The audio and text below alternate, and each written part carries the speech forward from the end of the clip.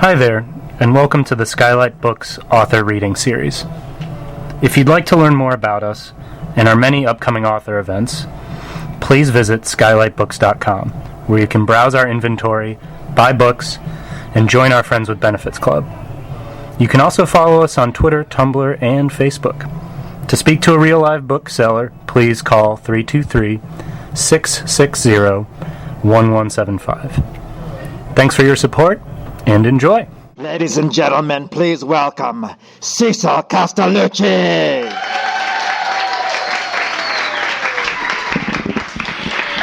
Hi guys, I can't believe that I'm here to present my new Princess Leia novel. It's kind of like a childhood dream come true. My book is called Moving Target, and it's in collaboration with Jason Fry, and it takes place between Empire Strikes Back and Return of the Jedi. The Rebel Alliance is, they're scattered and stuff, and they're just jumping around. And so I'm going to read a little bit. So some stuff happens. Obviously, and Princess Leia gets. She decides that she's going to go do a mission that is going to be essential to the rebellion, and is going to help the fleet gather at Sullust, which is where they gather. The troops gather before they go to the moon of Endor.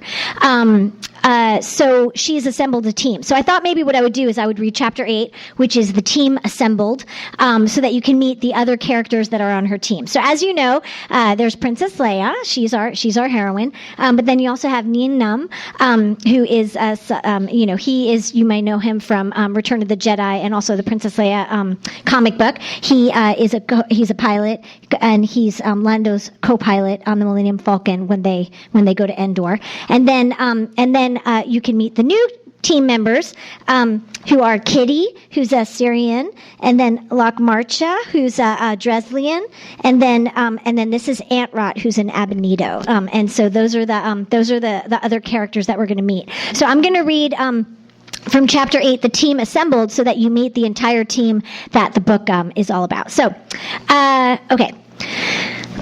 So what you need to know is that they find out that there's going to be, this thing happening on near Endor, and so Leia has decided that she's going to go, do a thing, a mission. Leia was the last member of the crew to board the Melcrawler.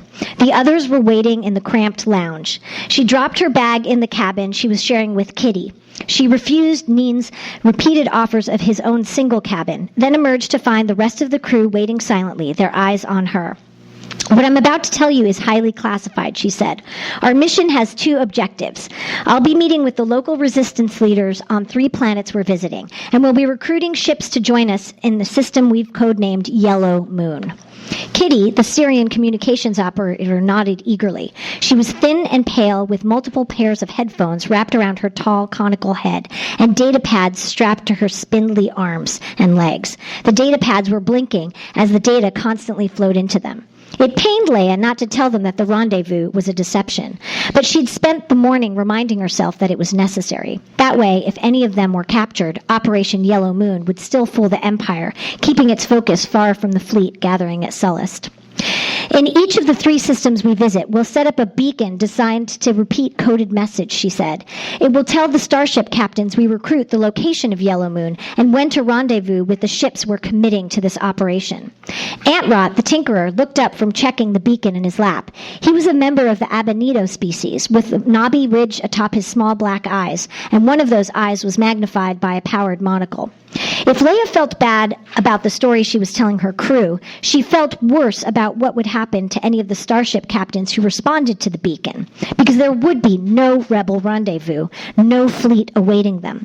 At best, there would be nothing but empty space, leaving the captains perplexed, and at worst, Imperial Star Destroyers and TIE Fighters might be waiting to disable or destroy them. She swallowed at the thought, hating it, and then steeled herself to go on. As General Kraken said, "We're at war," she told herself, "and I hope we don't have to sacrifice any lives, but if we can save trillions of people elsewhere in the galaxy, isn't that an acceptable price to pay?" While we're in port, maintain operational security, she said. Be careful who you talk to and what you say. There's no reason for the Empire to think we're anything but a private craft. But the Emperor has fleets, intelligence agents, and bounty hunters searching the galaxy for any sign of rebel activities. And Neen, Lockmarcha, and I are all wanted by the Empire. Lockmarcha, the Dracilian commando, sat stock still on the end of the acceleration couch, his wrinkled face expressionless, one hand lovingly tracing his blaster rifle. It's good to be wanted, Neen said in Celestese, grinning. Kitty twisted a dial on her headphones, activating her translator unit, and asked him to repeat that. When he did, she nodded and smiled, and then told Aunt Rot, but the Tinkerer just looked puzzled. Leia wondered what they would think if they knew Kraken's agents planned to seed various communications networks with rumors about their mission. It was strange to begin a mission by voluntarily endangering its secrecy, but it was necessary. Operation Yellow Moon would fail if the Empire captured them, but it would also fail if they did their jobs too well, attracting no Imperial attention. Any questions? Come to me, Leia said. All right, then, at ease. One moment, Lockmarcha said, getting to his feet and standing beside her. I'm trained to spot threats and to terminate them, he said gruffly, his voice low and gravelly. That means look to me and listen to what I say. It'll keep you alive, got it? In a potential combat situation, I'm in charge. What's a potential combat? Kitty began to ask, but Leia held up her hand. One moment, Major. She said, I'm grateful to have you on this mission, but someone has given you incorrect information. I'm in charge at all times and in all situations. No exceptions. Is that clear? The others nodded, but Lockmarcha was staring down at her in shock.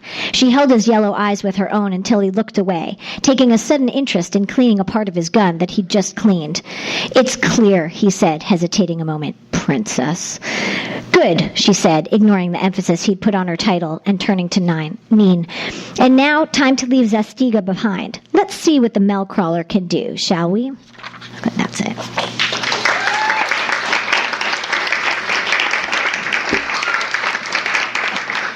Does anybody have any questions?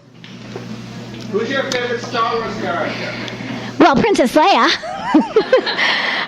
But I love Chewbacca because he's a good loyal friend, and I love Han Solo because he's dreamy, and I love Darth Vader because Darth Vader I think is a really complicated character, and as a writer I find him to be very very inspirational.